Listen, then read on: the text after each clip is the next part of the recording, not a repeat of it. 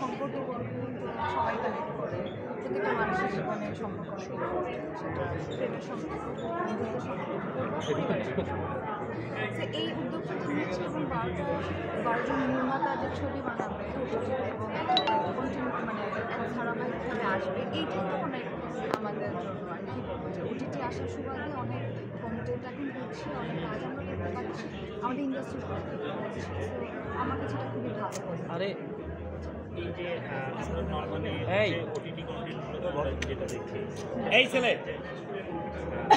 OTT content দেখছি যে thriller একটু ডার্কনেস, সেই জায়গা থেকে এখন হচ্ছে ভালোবাসার গল্প সবার এই ফিলটা কি হয় যে মানুষের মধ্যে ভালোবাসাটা কমে যাচ্ছে, মানুষের মধ্যে ভালোবাসা কমে যাচ্ছে না। আমরা এমন একটা সময় পার হচ্ছি যে আমাদের মেন্টাল মানে আশেপাশে খুব টক্সিক একটা এনভায়রনমেন্ট তৈরি হয় অনেক সময়, সবাই খুব হাইপার।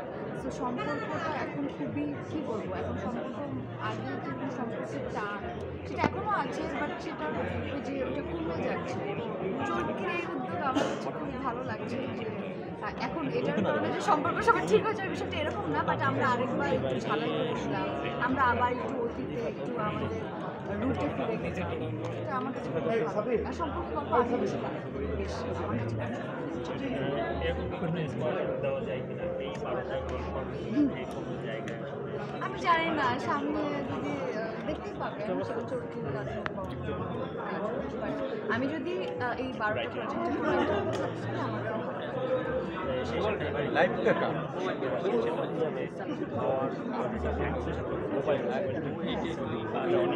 প্রজেক্টে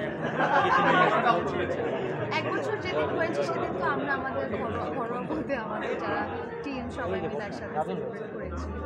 এক বছর হয়ে গেল, বাট এখনও মানুষ হাওয়ালে স্মরণ করে। আমার কাছে অনেক স্পেশাল কাজ। আমার প্রথম যে কাজের মাধ্যমে আমি আসলে নিজেকে অ্যাক্টরের যে ফিলিং সেটা বুঝতে পারলাম। সেই ক্ষেত্রে এটা আমাদের সিনিয়ররা যেটা বলে যে অনেকের মধ্যে একটা কাজ বা দুইটা কাজ হিট হয়ে গেলে তার মধ্যে এক ধরনের মানে কলেজে একটু দাম্ভিকতা আসছে বা অন্যকে ছোট করে দেখা বা এই জাতীয় মানে ওই জাজমেন্টের জায়গাটা কি বলেন অহংকারী হয়ে গেছি সেটা আপনারা বলবেন না, এই প্রশ্নের উত্তর আপনাদের উত্তর দেবেন আপনারা। এরকম কি কোনো ফিল হয় কিনা বা এই বা এবং আমাদের ইন্ডাস্ট্রিতে একটা রেশারেশিও আছে, হ্যাঁ, সো এরকম কোনো পলিটিক্সের মধ্যেও করতে হচ্ছে কিনা বা এটা কি খুশি ফিল করছে কিনা এই জায়গায়? পলিটিক্স সবখানে পলিটিক্স আছে, এটা শুধু মিডিয়াতে না, আপনারা ব্যাংকে কাজ করলে পলিটিক্স আছে, যে কোনো জায়গায় ফ্যামিলির মধ্যে পলিটিক্স সবচেয়ে বেশি। সো এটা থাকবে, বাট আমার কাছে মনে হয় যে আপনি যে বললেন হওয়ার কারণে চেঞ্জ হয়ে গেলাম কিনা বা না, আমি আসলে এভাবে ভাবি না। আর আমি যদি পরিবর্তন হই এটা আমার মনে হয় যে আমার কাজ জীবন নষ্ট হয়ে যাবে। পরিবর্তন হওয়ার কিছু নাই, একটা কাজ মানুষ পছন্দ করতে পারে, আবার অনেক কাজ মানুষ পছন্দ নাও করতে পারে। সো দুইটাই মেনে নিতে হবে। ব্যক্তি জীবনে আমি যেরকম এখন দেখা যাচ্ছে যে মানে আমার কাছে এটা ম্যাটার করে না, আর আমার কাছে এটা ম্যাটার করে না। কারো যদি লাইফে ইম্প্যাক্ট পড়ে তাহলে তার মানে সেটা খুবই মানে আমার কাছে মনে হয় যে সেটা খুব ভয়ঙ্কর। আর যেটা হচ্ছে যে যেহেতু হাওয়া দর্শক মন্দিত হচ্ছে, সো এই জায়গা থেকে দায়িত্বের জায়গাটাও আসলে অ্যাক্ট্রেসের জায়গা থেকে বেড়ে গেছে। সেই ক্ষেত্রে যখন গল্পগুলো এখন আসছে সেই ক্ষেত্রে কি গল্প কি অনেক বেশি যাচাই বাছাই করতে হচ্ছে নাকি মনে হচ্ছে যে এরকম যে গল্প আসবে সেরকম কাজ করবে? খাওয়ার আগের থেকে আমি অলওয়েজ আমি যখন থেকে কাজ করা শুরু করেছি আমি দেখেন আমি নাটক করিনি, আমি অনেক আমি আমার ক্যারিয়ারে আমার 10টা কাজও নাই, মানে খুবই কম, আমার 5-6টা ক্যারেক্টার আমি প্লে করেছি। সো এইটা আমি অলওয়েজ ইনশোর করার ট্রাই করি কোয়ান্টিটি থেকে কোয়ালিটি, যেটা আমার কাছে মনে হয় যে আমি বছরে 5টা-10টা কাজ করা থেকে একটা প্রপার কাজ বা দুটা প্রপার কাজ করে ওই কাজগুলো যদি অনেক দিন আমাকে বাঁচিয়ে রাখে, এটাই একটা মানুষকে সো হওয়ার কারণে না আমি অলওয়েজ আমার কোয়ালিটি নিয়ে কনসার্ন, মানে এটা কোয়ালিটি মানে আমি আমার নিজেকেও ডেভেলপ করতে হবে, তাই না? আমি নিজেকেও যদি চর্চা না রাখি আমার কাজে, তাহলে কেন মানুষ আমাকে পছন্দ করবে, মনে রাখবে? কত মানুষই তো কাজ করছে, তাই না? সেটার চেষ্টা করি। আর হ্যাঁ, এখন একটা কাজ যখন অনেক জনপ্রিয় হয়ে যায় বা মানুষ অনেক পছন্দ করে, সেক্ষেত্রে যেটা হচ্ছে একটা প্রেশার আপনারা তৈরি করেন, এটা আমার হয় না। আপনারা আশেপাশে সবাই এমন একটা প্রেশার দেয় যে ভালো কাজ করতে হবে, হিট হতে হবে। এটা তো আমার দায়িত্ব না, আমি আমার কাজটা করে যাব। কোনো কাজ যদি হিট অর্থে আমি বোঝাচ্ছি অনেক বেশি জনপ্রিয় হয় বা নাও হয়, তাতে আমার কাছে ম্যাটার করে না, কোয়ালিটিটা অনেক ইম্পর্টেন্ট। আচ্ছা, যে একটা কাজ হিট হওয়ার পরে হচ্ছে দর্শকদের কাছে আর্টিস্টদের রেমুনারেশনটা পায়, সেক্ষেত্রে কি খুশির ক্ষেত্রে কি ভাই আমি কখনো ওই সঙ্গে কনসার্নই না।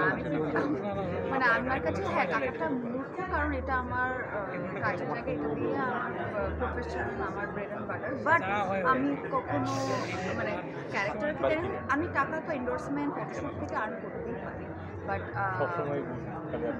আমার ভালো কাজ মানে যে কাজটা আমার মনে হয় সেটা আমি টাকা নিচ্ছি, ওইটা আমি কখনোই ভাবি না।